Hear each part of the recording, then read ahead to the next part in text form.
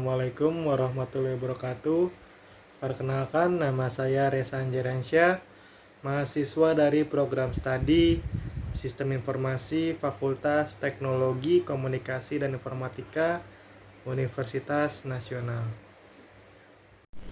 Halo, nama saya Rian Prianto.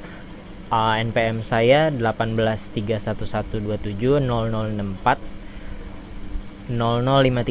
Saya mahasiswa dari program studi Sistem Informasi dari Fakultas FTKI atau Teknologi Komunikasi dan Informatika Universitas Nasional.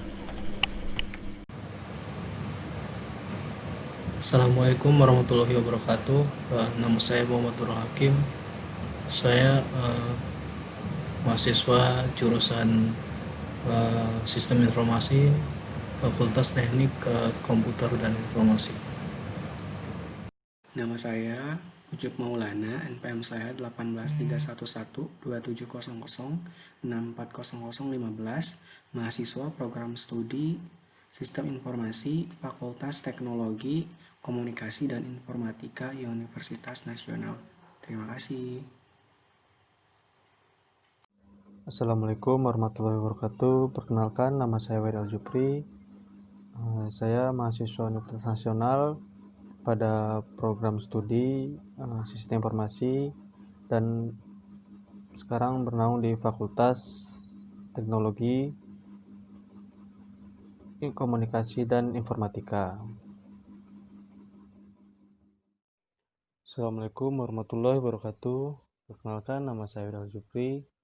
Pada kesempatan kali ini saya yang mewakili kelompok kami mencoba untuk menjelaskan atau mempresentasikan paper yang setelah kelompok kami buat yaitu materi mengenai decision support system dan implementasinya. Yang pertama itu kita masuk kita mulai dulu perkenalan masing-masing anggota kelompok, yaitu paper ini disusun oleh anggota kelompok kami, Reza Andriansyah, Ucup Maulana, Muhammad Nurul Hakim, Rian Prianto, dan saya sendiri, Wairil Jupri. Langsung saja kita masuk ke pembahasan materi pada paper ini, yaitu kita mulai dari latar belakang.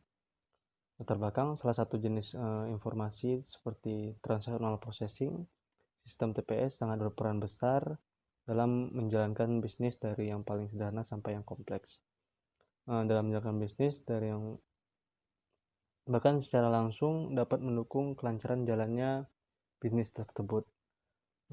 Salah satu jenis sistem aplikasi yang sangat populer di kalangan manajemen perusahaan adalah decision support system atau sistem pendukung keputusan, atau dalam bahasa Inggris disingkat itu menjadi DSS atau dalam bahasa Indonesia menjadi SPK.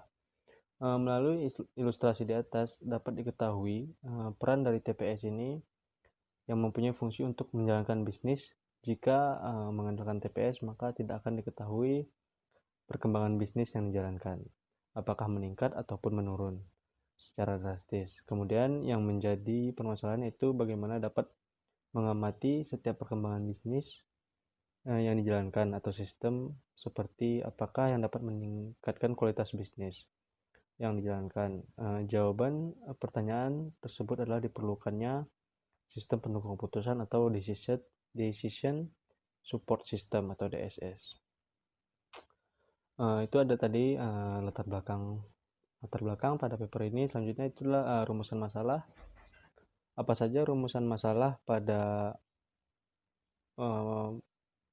paper kali ini? Itu adalah apa yang dimaksud dengan decision support system, apa tujuan adanya decision support system, terus yang ketiga apa saja karakteristik dari decision support system itu sendiri, apa saja komponen dari decision support system, dan yang terakhir itulah bagaimana implementasinya pada perusahaan ataupun organisasi yang sedang dijalankan. Selanjutnya kita masuk ke tujuan penulisan. Tujuan penulisan itulah untuk mengetahui apa yang dimaksud dengan decision support system. Yang pertama itu adalah yang tadi, yang kedua itu untuk mengetahui tujuan dari decision support system, yang ketiga adalah untuk mengetahui karakteristik dari decision support system, yang keempat untuk mengetahui dampak pemanfaatan dari decision support system itu sendiri.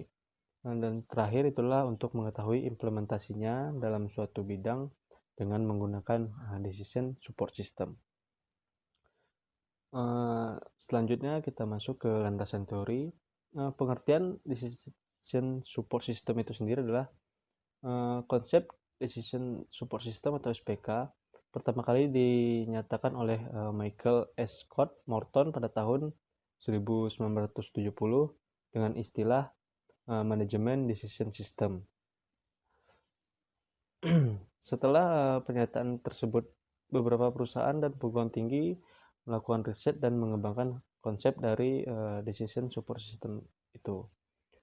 Selanjutnya, menurut Scott, DSS atau singkatan dari Decision Support System merupakan suatu sistem interaktif berbasis komputer yang membantu pengambilan keputusan.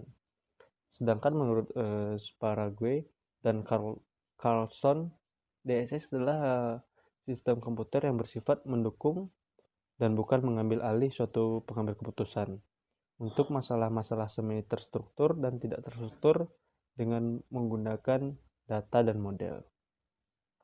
Dari berbagai definisi di atas dapat disimpulkan bahwa DSS adalah suatu sistem informasi yang spesifik ditujukan untuk membantu manajemen dalam mengambil keputusan yang berkaitan dengan persoalan yang bersifat semi terstruktur secara efektif dan efisien serta tidak menggantikan fungsi pengambil keputusan dalam membuat keputusan itu sendiri.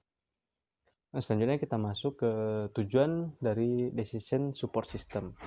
Menurut Turban pada tahun 2005, tujuan dari sistem pendukung keputusan diantaranya itu adalah pertama membantu manajer dalam mengambil keputusan, selanjutnya memberikan dukungan atas pertimbangan manajer dan bukannya yang dimasukkan untuk menggantikan fungsi manajer itu. Selanjutnya meningkatkan efektivitas keputusan, selanjutnya membantu manajer dalam pengambilan keputusan atas masalah semi terstruktur, selanjutnya kecepatan komputasi. Komputer memungkinkan para pengambil keputusan untuk melakukan banyak komputasi secara cepat dengan biaya yang rendah. Selanjutnya itulah peningkatkan produktivitas, membangun suatu kelompok pengambil keputusan. Yang terakhir itu adalah dukungan kualitas. Komputer bisa meningkatkan kualitas keputusan yang dibuat. Sebagai contoh, semakin banyak data yang diakses, maka semakin banyak juga alternatif yang bisa dievaluasi. Selanjutnya kita masuk pada pembahasan, yaitu adalah karakteristik dari Decision Support System itu sendiri.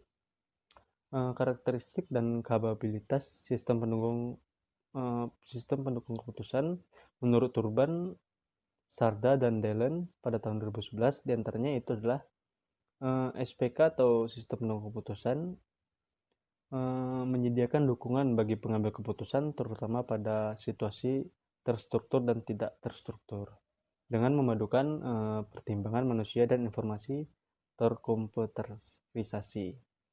Dukungan untuk semua level manajerial mulai dari efektivitas eksekutif puncak sampai manajer lapangan. Selanjutnya itu adalah dukungan untuk individu dan kelompok, dukungan untuk keputusan independen atau sekuensial, dukungan pada semua fase proses pengambilan keputusan, intelijensi, desain, pilihan, dan implementasi. Dukungan di berbagai proses dan gaya pengambilan keputusan. SPK dapat beradaptasi sepanjang waktu. Pengambilan keputusan harus reaktif, dapat menghadapi perubahan kondisi secara tepat, dan dapat mengadaptasikan SPK dan untuk memenuhi perubahan tersebut. SPK mudah untuk digunakan. Pengguna harus nyaman dengan sistem pendukung keputusan itu sendiri agar memudahkan user untuk menggunakannya. Peningkatan terhadap efektivitas dari pengambilan keputusan. Jadi SPK ini membantu untuk meningkatkan efektivitas dalam mengambil keputusan. Pengambil keputusan memiliki kontrol penuh terhadap semua langkah proses pengambilan keputusan dalam memecahkan suatu masalah. Jadi lebih banyak si pengambil keputusan lebih memiliki kontrol terhadap pengambilan keputusan itu. Hanya pengguna akhir dapat mengembangkan memodifikasi sistem sendiri. Jadi pada karakteristik SPK ini adalah pengguna akhir tetap dapat memodifikasi sistem yang ada sebelumnya. Biasanya model digunakan untuk menganalisa situasi pengambilan keputusan. Akses disediakan untuk berbagai sumber data, format dan tipe. Jadi banyak sumber daya yang bisa didalami pada SPK ini. Selanjutnya dapat dilakukan sebagai standalone tool yang digunakan oleh pengambil keputusan atau dapat menjadi acuan bagi pengambil keputusan itu sendiri. Komponen dari selanjutnya ini adalah pembahasan selanjutnya, yaitu adalah komponen dari decision support system. Yang pertama itulah subsistem manajemen data, subsistem manajemen model, subsistem dialog atau user interface subsystem, dan yang terakhir itulah subsistem manajemen berbasis pengetahuan, yang mana dapat kita baca keterangan pada tampilan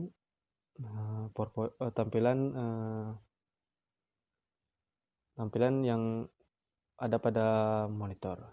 Ya, itu adalah pembahasan. Itu adalah di sini ditampilkan data-data yang dimasukkan untuk melakukan menjalankan sistem pendukung keputusan itu sendiri. Yang pertama itu adalah data kriteria, itu ada tabel sendiri. Selanjutnya ada data CRIPS, daftar bobot tiap kriteria beserta kondisinya. Selanjutnya itu adalah data calon penerima atau alternatif. Selanjutnya itu ada data nilai calon penerima. Selanjutnya itu adalah setelah tahap data tadi kita kumpulkan dan selanjutnya kita masuk ke tahap analisa. Itu adalah mengubah nilai calon penerima basis. Yang di sini kita ambil contohnya adalah mengubah nilai calon penerima beasiswa sesuai dengan bobot data yang ada pada data CRIPS. Selanjutnya setelah selesai menganalisa, selanjutnya kita masuk ke tahap normalisasi. Di sini tahap normalisasi itulah memiliki rumus jika J ialah atribut keuntungan, benefits, jika J ialah atribut biaya atau cost. Dan rumus itu sendiri ada pada tampilan. Selanjutnya itulah pembahasan nilai-nilai pembahasannya itu kriteria, cost, dan benefit itu sendiri. Seperti yang bisa kita lihat pada tampilan presentasi kali ini. Di sini dapat data-data yang bisa kita bahas. Di sini adalah kriteria C1, kriteria C2, kriteria 1 itu cost, kriteria C2 benefit, kriteria C3 benefit, kriteria C4 benefit, kriteria C5 benefit, dan di situ ada tabel tahap normalisasi. Dengan menggalikan beberapa kriteria setiap baris pada metrik, hasil normalisasi didapatkan itu adalah 81,5. Selanjutnya itu adalah tabel perankingan atau tabel penyusunan peringkat, ibaratnya gitu. Berdasarkan hasil perankingan perhitungan yang telah dilakukan bahwa calon penerimaan beasiswa A4 adalah alternatif terbaik dengan nilai 81,5. Selanjutnya kita masuk pada tadi itulah pembahasan pada presentasi paper kali ini. Selanjutnya itulah penutup. Demikian yang dapat kami paparkan mengenai materi yang menjadi pokok bahasan dalam makalah ini. Tentunya masih banyak kekurangan dan kelemahannya karena terbatasnya pengetahuan dan kurangnya rujukan atau referensi yang ada hubungannya dengan judul makalah ini. Kesimpulan yang dapat kami ambil yaitu adalah menurut kami Decision Support System atau SPK adalah suatu sistem yang ditujukan untuk mendukung manajemen pengambil keputusan pada perusahaan. Ya, tujuan dari decision support system itu sendiri adalah di sini kami menyimpulkan ada tiga hal. Itu adalah pertama, membantu manajemen membuat keputusan untuk memecahkan masalah semi struktur. Yang kedua itu adalah mendukung penilaian manajer, bukan mencoba untuk menggantikannya. Yang terakhir itu adalah yang ketiga, meningkatkan efektivitas pengambilan keputusan seorang manajer daripada efisiensinya. Saran yang kami masukkan di sini adalah saran yang dapat diberikan terkait dengan sistem informasi DSS atau Decision Support System ialah supaya DSS atau SPK ini dapat dijadikan sebagai alat penunjang atau support dalam pengambilan keputusan. Lalu lebih mengoptimalkan jumlah data yang dikumpulkan sehingga DSS dapat bekerja lebih optimal. Dan baik pada penerapannya juga disarankan untuk membuatnya dengan teknologi terbaik sehingga kalkulasi pada sistem tersebut akurat dan tidak lambat walaupun sudah berganti tahun. Baik, sekian presentasi dan penjelasan dari saya pada paper kali ini. Jika ada kurang dan kesalahan, dimohon dimaafkan. Assalamualaikum warahmatullahi wabarakatuh.